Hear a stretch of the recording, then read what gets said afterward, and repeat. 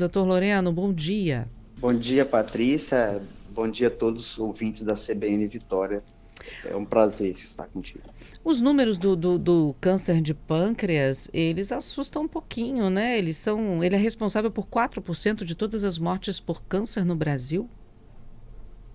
Exatamente, Patrícia. E apesar da incidência ser baixa, de não ter tantos casos assim, mas ele tem uma letalidade. Uhum. A gente, no Brasil e no mundo, dado também semelhante do Hospital Santa Rita, a maioria dos pacientes a gente descobre numa situação onde você já tem a doença comprometendo outros órgãos, as metástases, ou ele com um crescimento local grande que não permite a cirurgia imediatamente.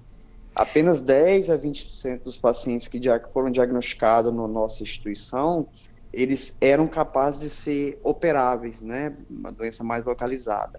Esse é um desafio. A gente pode dizer, então, que o Edu Guedes teve até uma certa sorte de descobrir ele logo no início? A gente não sei bem detalhes do caso, mas assim, se é possível ressecar numa fase oligossintomática ou assintomática, como você anunciou, de fato é uma situação favorável no sentido de que traz uma possibilidade de cura, né? Uhum. E é uma doença que o diagnóstico é desafiador, às vezes os métodos de imagem, por exemplo, você faz uma ultrassonografia e pode passar despercebido uma lesão no pâncreas, e quando você de fato descobre, para a maioria dos pacientes, nós temos uma doença mais Avançado. avançada. Uhum. Que sintomas sutis são esses do câncer de pâncreas que de repente podem ser confundidos com outras doenças, doutor? Às vezes uma dor abdominal inespecífica, mas que ela vai aumentando progressivamente. Isso é sempre importante, Patrícia. Qualquer mudança no corpo persistente, uma dor persistente, um emagrecimento, a mudança de cor, né, a parte dos restos que são metabolizados no fígado, eles vão para o intestino pela via biliar. E quando o pâncreas tem uma lesão tumoral, ele vai obstruir essa via. Aparece a mudança de cor, a icterícia, né, pode ser um sintoma dessa enfermidade. Um emagrecimento, um paciente que tem um início abrupto de um quadro de diabetes, descontrole da glicose, pode também estar associado ao câncer de pâncreas. E também sintomas de uma doença metastática, né? Às vezes, um quadro de tosse persistente, às vezes você diagnosticou uma metástase pulmonar de um câncer de pâncreas. Nossa. Alguém tem mais tendência a ter câncer de pâncreas, por exemplo, pessoas que bebem muito? Elas têm mais É, tendência ou isso é indiferente? Algumas doenças crônicas do pâncreas, por exemplo, o alcoolismo pode levar a pancreatite crônica, septos, cistos, isso leva à doença neoplásica. Existem algumas doenças hereditárias que a gente fala, por exemplo, o BRCA, algumas famílias têm mutação do BRCA, é aquela mesma mutação que levou a Jolie a fazer exéreses das mamas e dos ovários preventiva, aquela mutação também aumenta o risco de câncer de pâncreas, né? Então, algumas famílias têm casos mais frequentes dessa enfermidade. Para a maioria da população, os fatores de risco são alimentação não saudável, com excesso de açúcar, gordura, obesidade, alcoolismo, são fatores que também se associam ao aumento de incidência do câncer de pâncreas. E é muito importante, Patrícia, assim, para a sociedade, essa é uma enfermidade que é sempre válido você estar tratando num centro que tem grande volume de cirurgia, que as equipes, a multidisciplinaridade, ela está presente, né? É uma doença que o oncologista, o cirurgião não trata isoladamente. É importante a ajuda da enfermagem, nutrição, psicologia, e esses médicos estarem conversando diariamente sobre a melhor conduta para aquele paciente. Saber se vai fazer uma cirurgia, se começa com tratamento medicamentoso, com químio ou rádio, enfim, isso é muito válido para aumentar a chance de cura dessa neoplasia. É isso que eu ia perguntar para o senhor, qual é a chance de cura? Porque quando as pessoas descobrem, por esses sintomas sutis, quando elas chegam a descobrir, já está no estágio mais avançado da doença, existe em algum momento uma chance de cura ou só se descobrir muito cedo a ponto de poder realmente conseguir retirar antes que haja uma metástase? A condição principal para a cura é você fazer uma ressecção do pâncreas e mesmo após a ressecção se faz o tratamento complementar com quimioterapia. Uhum. Isso aumenta, assim, é a condição para ter a cura. Mesmo após todo esse tratamento, por os próximos meses e anos, é feita uma rotina muito grande de exames de sangue, de tomografias, para fazer o diagnóstico e confirmar, de fato, essa ausência da neoplasia. Para os pacientes que têm a doença avançada, a doença metastática, a medicina tem sim avançado, temos usado novos esquemas, mas infelizmente o tratamento ele não é, na maioria, curativo. É um tratamento de controle. Naturalmente, quando a gente tem grandes números de pacientes, que a gente faz tratamento em uma escala maior, temos vários casos na instituição de pacientes com doenças avançadas e estão vivendo com a doença cronificada, né? A Hum. gente não dá alta porque era uma doença avançadíssima, às vezes com metástase, mas você tem um controle. Infelizmente é a minoria. A maioria dos pacientes, em algum tempo, a enfermidade fica resistente aos tratamentos disponíveis e com isso ela pode ser letal para esses pacientes com doença metastática. E essa A pessoa tem uma resposta vida normal, doutor? Ou com o uma diagnóstico, sobrevida? É. Essas pessoas que são raríssimos os casos, que convivem ainda mais um tempo com um controle maior, né, a respeito da doença, elas têm uma vida normal com esse controle, uma sobrevida? Elas podem sim. ficar em casa, no hospital? Como é que funciona isso? Assim, a gente tem vários pacientes que estão normais, Uhum. alguns tiveram alta, mas aqueles doenças mais iniciais tiveram alta, estão na sociedade se restabeleceram. É claro que quando você tira o pâncreas por numa cirurgia, o pâncreas tem uma função, ele tem a função de produzir hormônios, produzir substâncias que são importantes no processo de absorção dos alimentos. Então, a maioria das vezes você tem que repor essas enzimas pancreáticas ou fazer reposição de hormônio como insulina. Uhum. E mesmo o grupo que a gente estava falando de doença metastática, a gente tem sim situações que o paciente voltou para a vida, alguns trabalhando, desenvolve as atividades habituais do lar, então é possível sim. Então, você ter metástases hoje em dia não significa que você não vai ter controle, né? A diferença é que o paciente que tem doença metastática, ele precisa de estar em tratamento ou com pausas do tratamento, mas fazendo acompanhamento com tomografia. São pacientes que o oncologista ele mantém sempre por perto, mas sim, é possível, mesmo por doenças mais avançadas e agressivas como o câncer de pâncreas. E as pesquisas, né? A gente confia muito na ciência. A gente vem com os quimioterápicos, eles surgem no período pós-Segunda Guerra Mundial, é algo recente na história da ciência médica e tem tido respostas, né? O Santa Rita, ele tem centro de pesquisa, a gente está inserido no cenário mundial, a gente tem vários trials, né? Estudos para vários tipos de tumores e sempre a gente acredita que em algum momento a resposta vai vindo para todas as enfermidades, inclusive para o câncer de pâncreas. O senhor falou sobre a retirada do pâncreas. Retira-se o tumor ou em todas as situações precisa retirar o órgão inteiro, doutor?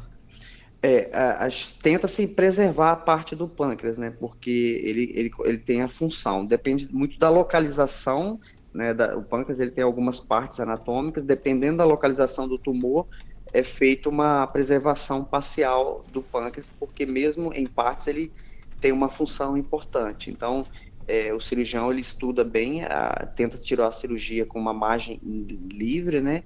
E preservar a parte do órgão. É feita uma derivação do intestino, muda toda a dinâmica do fluxo, né? Que geralmente é do estômago, do odeno, seguindo o intestino delgado, ele faz algumas anastomoses que faz umas ligações, mas tenta se manter, sim, parte do pâncreas.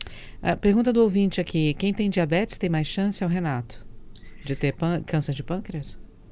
Aparentemente existe uma associação entre o diabetes e o câncer de pâncreas. Naturalmente, assim, a maioria, felizmente, dos pacientes com diabetes não vão ter câncer de pâncreas, é exceção. Mas se eu comparo uma população sem diabetes e outra com diabetes, a incidência é um pouquinho maior.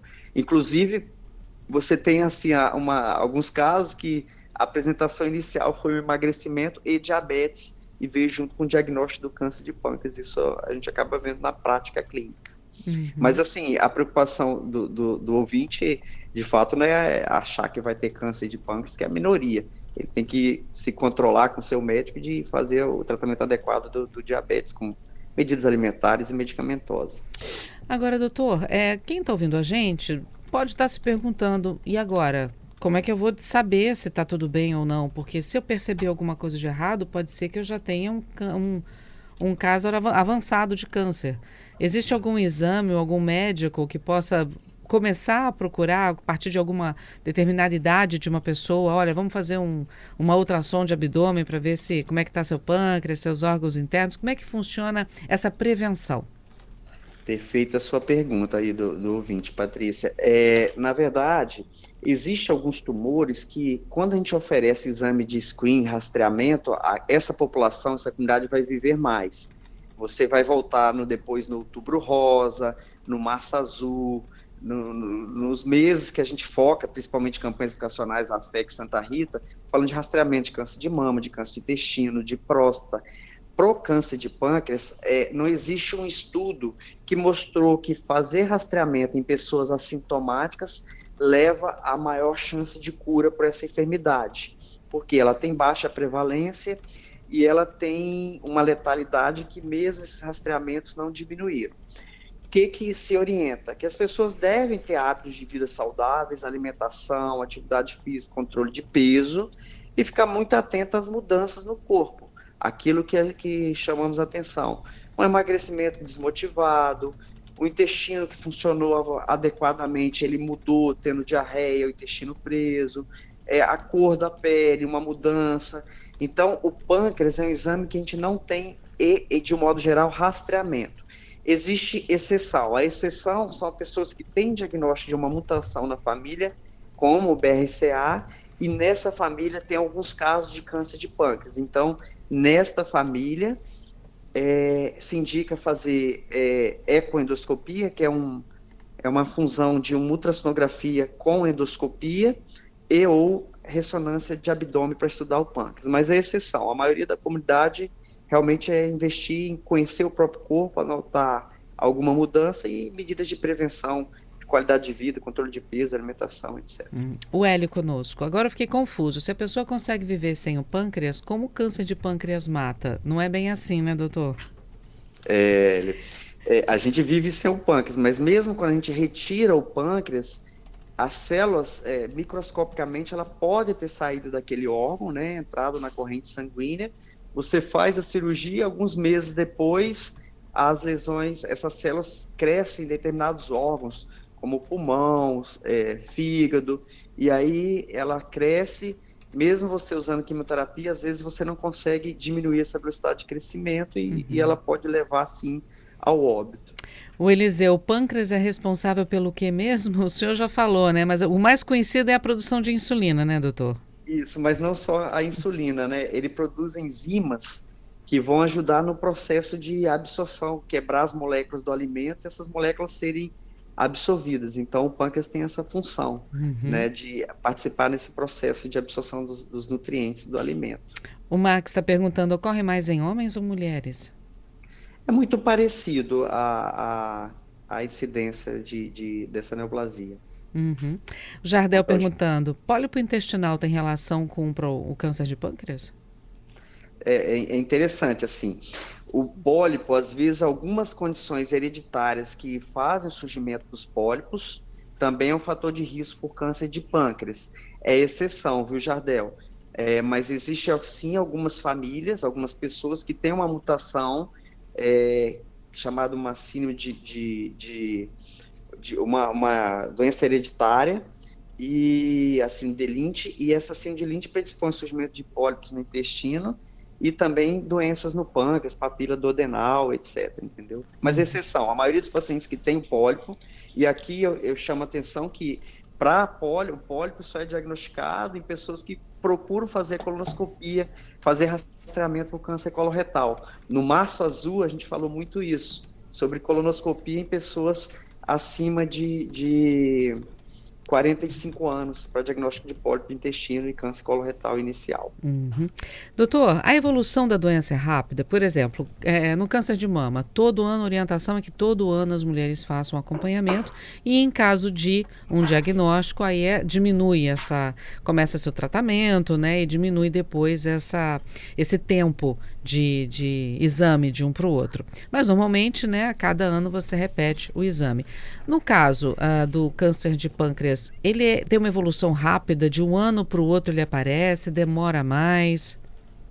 Ele costuma ser, sim, mais rápido, né? É importante distinguir, até para as pessoas que às vezes tiveram essa enfermidade, existem alguns subtipos. Nós estamos falando do adenocarcinoma, que é o mais agressivo. Existem uns tumores de pâncreas, chamados tumores neuroendócrinos, que são a minoria, que são muito indolentes. Esse daí pode ficar anos, e mesmo com a doença metastática, é indolente.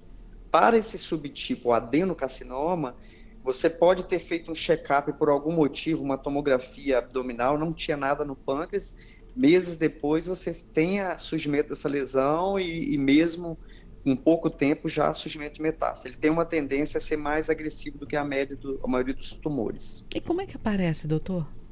Do nada? São um conjunto de mutações, né? A Uhum, célula, o nosso corpo, ele tem uma harmonia muito grande. uhum. As células se dividem, elas cumprem o papel dela e morrem. Quando você perde essa harmonia, a célula se divide muito e não faz o processo de apoptose, de morte celular. E com isso vai formando massas tumorais, nódulos, enfim, esse crescimento desordenado da neoplasia. O senhor acha que um dia, uma pergunta bem geral, bem genérica, doutor, para o ramo aí da medicina e da ciência futura, né? Se é que isso é possível. Mas será que algum dia a gente vai acabar de descobrir a cura geral para o câncer ou a prevenção do câncer, ou ter a doença, mas conseguir conviver de forma mais saudável com ela? Porque é o mal, o pessoal já começa a dizer que é o mal do século, né? Exatamente, mas ela tem sido muito mal do século porque outras enfermidades o controle foi muito bom. As Uhum, pessoas morriam no passado de doenças que hoje a gente não admite porque tem as vacinas, uhum. né? Então, por exemplo, poliomielite, os nossos antepassados sofreram com poliomielite, morreram e hoje a gente não conhece, não vemos casos de poliomielite aguda. Então, por quê? A vacina. Então, para a poliomielite surgiu essa cura. Quando a gente fala em câncer, Patrícia, é um conjunto de enfermidades. Uhum. Então, nós temos vários tipos de tumores que quando, na minha formação no AC Camargo Cancer Center, era um grande problema. Quando a gente tinha um paciente naquela situação, nos preocupava. Hoje eu trato pensando em cura, né? Então, em 2 décadas mudou completamente. Mas essa mudança, ela vem gradativamente para cada tumor uma forma diferente de ter uma tecnologia que para combater. Para o pâncreas, essa grande transformação ainda não aconteceu, mas certamente isso vai acontecer em algum momento. Infelizmente, para quem está vivendo esse momento hoje, né, que está com enfermidade avançada, a gente não tem uma resposta muito forte, como eu tenho em alguns tumores, mas acredito sim que vai acontecer. Agora, tem coisas que já existem, que estão disponíveis para evitar câncer de um modo geral, né? As vacinas contra o HPV, os exames de rastreamento para mama, para cólon. Nós estamos falando em pâncreas, apesar de ter uma letalidade baixa, Uhum. alta, a incidência é baixa, mas nós temos hoje no Brasil 78 mil mulheres vão ter o diagnóstico de câncer de mama. Então, assim, para essas daí a gente já tem esse rastreamento. O câncer de colo uterino, 17 mil capixabas Uhum. terão, 17 mil brasileiras terão diagnóstico de câncer de colo uterina. Eu pergunto, Sim. será que a vacina de quem está nos ouvindo, da neta, do neto, do adolescente, será que está em dia essa vacina contra HPV? É uma Uhum. doença que é um câncer que nós vamos evitar com vacina.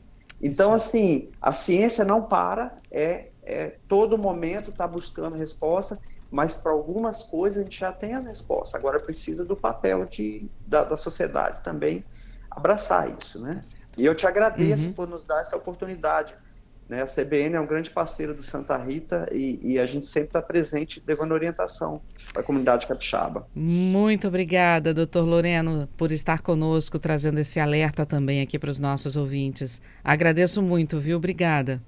Foi um prazer. Um bom dia para o senhor e para toda a equipe. Tá certo, obrigado. Até a próxima.